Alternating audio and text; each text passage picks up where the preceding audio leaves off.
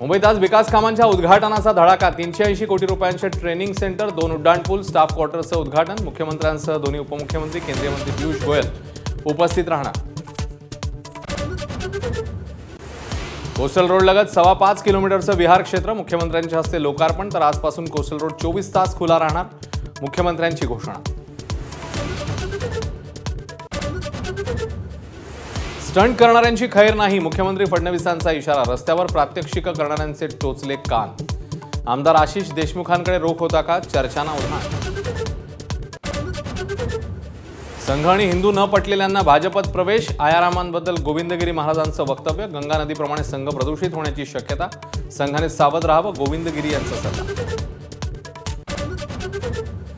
चंद्रपुरात एकाच घरात 119 विविध जाती धर्माच्या मतदारांची नोंदणी करून मतचोरीचा काँग्रेसचा आरोप। माझाचा रियालिटी चेक, पत्ते चुकीचे असले तरी प्रत्यक्षात मतदार अस्तित्वात असल्याचं उघड।